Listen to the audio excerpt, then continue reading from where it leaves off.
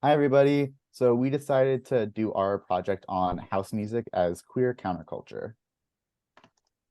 All right, so to take a look at house music and go back to its origins are really found in the Chicago disco scene around the 50s and 60s. There was a really booming, like, independent indie music industry led by Black and Latino owned record labels that were prioritizing younger Black artists.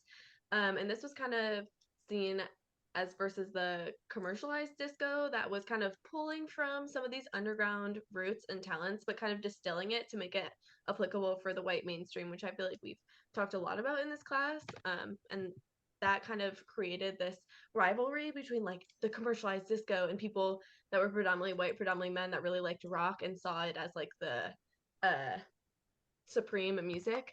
And so then there was actually this thing called the Disco Demolition Night. It was this baseball game where you could get in for cheaper if you brought a disco record to light on fire, and they all lit their records on fire. And like people, like music historians, just kind of see that as like the rupture of disco's continuum, and from its ashes kind of rose house music. And after the like Disco Demolition Night, big like commercial record companies were not really trusting that disco music would sell. So this kind of pushed Black disco artists into the underground, along with like segregation that did the same, and white flight that left white people fleeing to suburbia. And so this emphasized the importance of underground unlicensed events like house parties in abandoned warehouses, and kind of this intra-artist support system that Black and Latino queer artists had to develop for themselves in Chicago. So one of the key foundational features in house music was Frankie Knuckles. His real name is Francis Warren Nichols Jr. And he passed away in 2014. He's regarded as the creator of house music, and he began his career in 1971 as a DJ in New York. Later moving to Chicago in 1977, where he DJ'd at the Warehouse, which was kind of the foundational nightclub that Chicago house music was born out of. And there he introduced the Chicago crowd to the New York DJing style, using beat mixing and adding percussion fills to a traditional soul sound. In 1983, he opened up his own club called the Power Plant. And he later began recording singles, eventually getting signed by Virgin Records in 1991 and releasing his debut album, Beyond the Mix. And in 1996, he was inducted into the Chicago Gay and Lesbian Hall of Fame, which was really important because as an openly gay man, his work developing house music wasn't just significant for the genre, but also for queer culture. So we're going to play a little clip from his song, The Whistle Song, off of his 1991 album.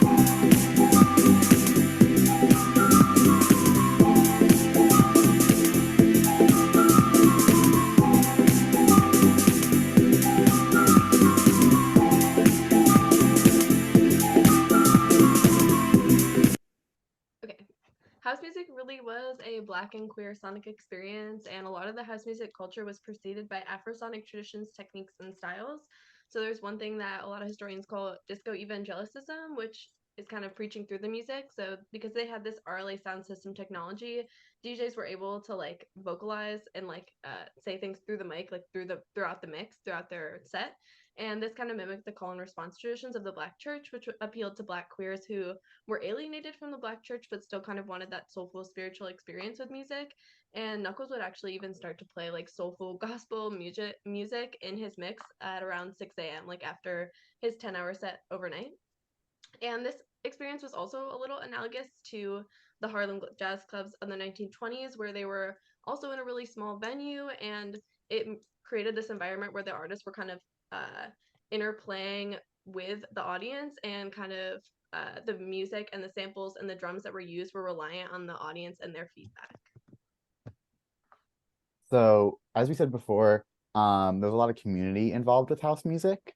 And part of that comes from what's called vibrotactility. So, vibrotactility is kind of the amplitudes and intensities of house music's vibration, which enables audiences to viscerally experience a DJ set. So kind of what that does is that it creates this relationship between the dancer's like internal feelings with the vibrations. So that can induce feelings of pleasure, pain, and catharsis, basically whatever the DJ is wanting you to feel. For example, Frankie Knuckles' repertoire hovered around 120 beats per minute, which is the average rate of the heart during sex. So it could be assumed that the feeling that he wants you to feel during his set was kind of sensuality and eroticism. Additionally, there was low and sub bass frequencies a lot in house music. So that kind of bridges distinctions between the dancers of the audience and the space they're dancing in. So the way that they did this was that sound systems were tuned and retuned each week to ensure precise sub-bass frequencies, which would create a collective experience that collapsed everyday dualities between categories like mind and body, subject and object, and the living and the non-living. So another way that community was created was through physical proximity. So for the warehouse, for example, there would be about 2,000 people and 3,000 square feet. And this physical crushing feeling of all being packed in one place, even though it's like confinement, it kind of had a freeing effect because of how many people you were surrounded by. And Chicago's underground music scene is seen as always existing aesthetic practice of joy and embodiment. So these were joyful spaces that were separate from the mainstream, and they offered safety to marginalized people through the house community. They were also often described as a resonant space that accommodated people's sexual identity, racial diversity, and needs for spiritual ecstasy, and also an oceanic feeling of love, ecstasy, and oneness throughout the crowd. So another key feature that was kind of key in building up house music, but is also important today, is Honey Dijon. In 2022 alone, she had 180 festival and club appearances. She grew up in Chicago in the 70s and started clubbing in her early teens, eventually becoming a DJ herself in the 90s. And as a trans Black woman, she was unable to find steady work with benefits, so clubbing was a place where she was able to make a living. In interviews, she talks about how the trans women that she met while working in nightlife were the ones who took her under their wing, teaching her how to get hormones on the black market, for example, and telling her what doctors to see. And this really highlights Kimberly Crenshaw's concepts of intersectionality, because not only is she a Black woman, but she is also trans. And this shows how her opportunities were limited, but also emphasizes the importance of the community that she found within house music. And recently she won her first Grammy as a writer and producer on Beyonce's Renaissance album, which is seen as a modern homage to the roots of house music. So we've spoken a lot about the history of house music, and a little bit with Honey Dijon about some current day house music. But I wanted to focus on some up and coming artists, or even just newer artists in general, that make house music. So the two artists that we're focusing on are Azalea Banks and Cakes to Killer. What kind of makes these two people that are like pushing the genre forward is that they blend hip hop music with house. So their way in doing this is that they combine the stereotypically masculine themes that are associated with hip hop, like flexing, with kind of the femininity and the sexuality that's associated with house and ballroom culture.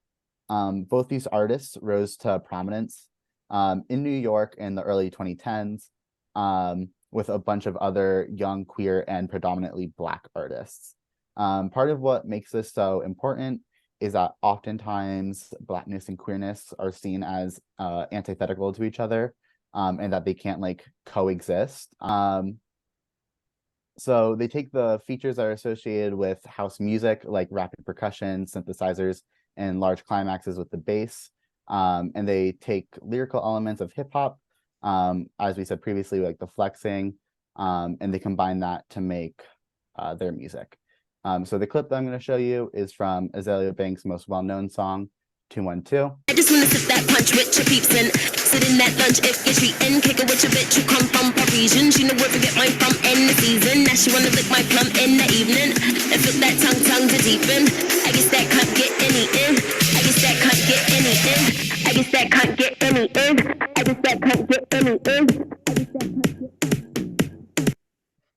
So as you can see in that clip, she raps throughout it, which is more associated with hip hop than with house music. And she has a little bit of flexing in it, but she also has themes relating to her identity as a queer woman, in terms of having sex with another woman. Yeah, that's all we got. Thank you guys for watching. Yay.